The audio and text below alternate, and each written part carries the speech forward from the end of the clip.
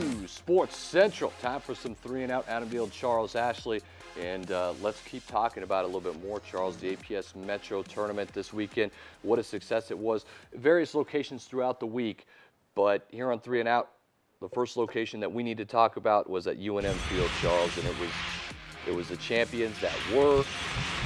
I'll tell you, La Cueva, I'm just going to say, I don't think they can be beat. I mean, I think El Dorado can maybe make a stab at it in district play, but La Cueva's got to have an off game, I believe. Well, yeah, and so you off game, but think about what goes into it for an off game for baseball. Your pitchers have to have a bad game. Then your bats, with La Cueva's stout 9-man lineup, you're hoping that they're not all clicking on cylinders. And then you have to catch some breaks. You have to find a way to score some runs, or you got to find a way to get through the different the rotations and lineups that you don't want to come counter, which is like that 4, 5, 6 hole where you know the power hitters are sitting there waiting to capitalize. Like Pratt had a great tournament. So those are the guys you got to worry about. If you can kind of get through that power lineup without getting some guys on base, because that's what La Cueva was doing. They would get up to 2 outs. Lineup continues, they would get up to 2 outs and score runs, which they're that good. La Cueva tough. is that good. And Charles, I'll say this too. I'll say that I think the team that gets the most credit, the most bonus points that will jump up in polls here is Sandia Matadors. You mentioned you thought they would get an upset. They did.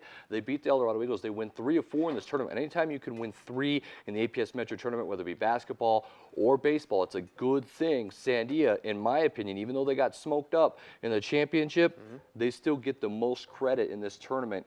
They're going to jump up. They were 6th seed coming in. So well, absolutely, but they're 4 and 5, so they can even say, well, maybe we didn't. It was a gelling situation. Maybe it was lineups. Maybe it was we had the wrong guy pitching. But whatever it is, they figured it out because they came to the tournament. They got the 3 wins.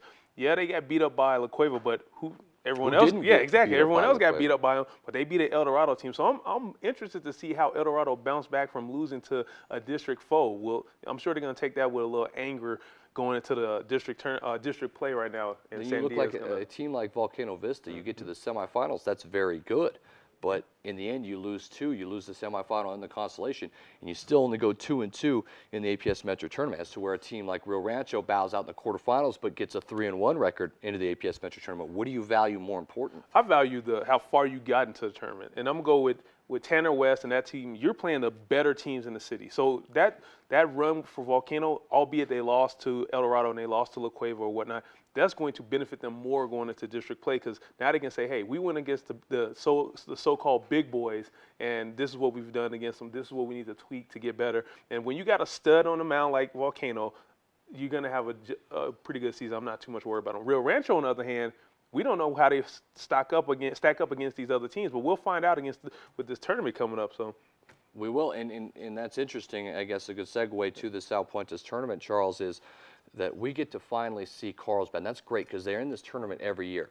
And I think we always get wrapped up into Metro, and this is true in all sports, and we know how good Carlsbad is. So we're really going to find out where Carlsbad stands in that first quarterfinal game against El Dorado. I think that's the heavy hitter type game. I cannot wait to see the battle there.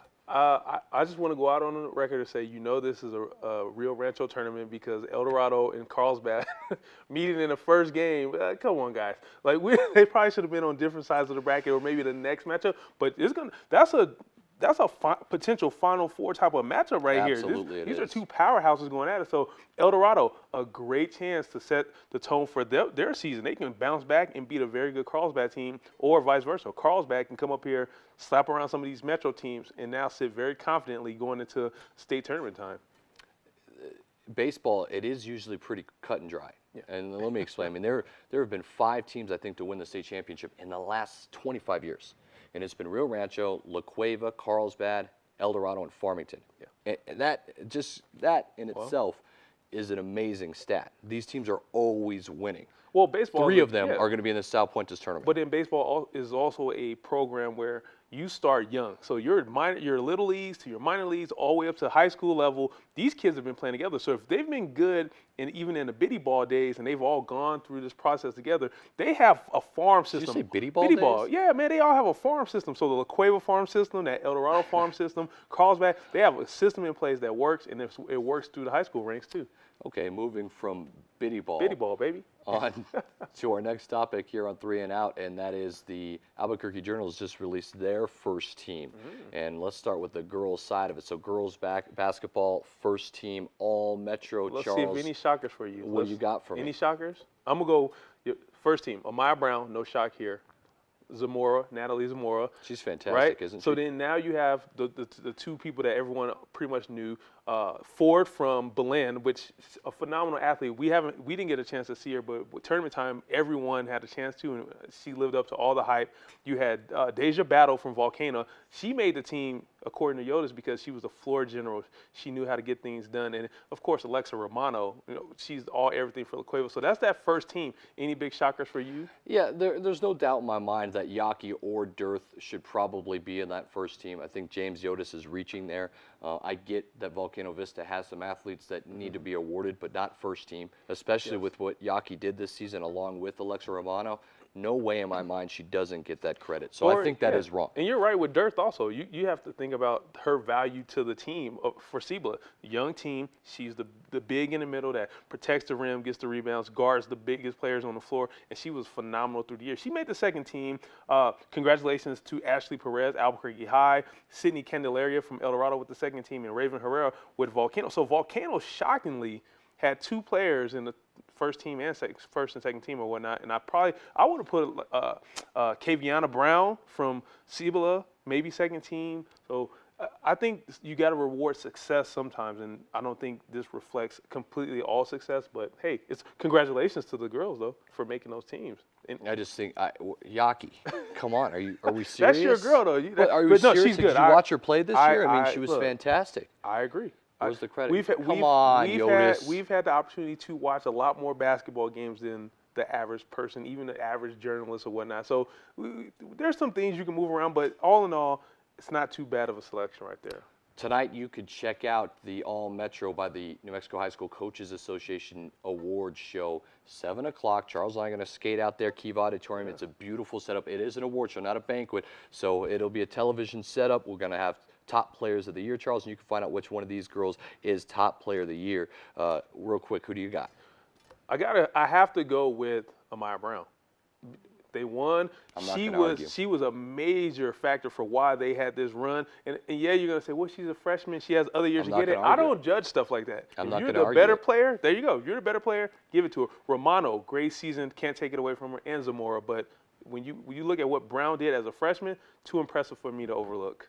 Yeah, I think Amaya Brown is hands down the player of the year, especially how she handled business in the state tournament. She did the exact same thing in the Metro tournament, also winning the championship there, and then mimicked it in the pit. She even had 2 buzzer beaters at this pit.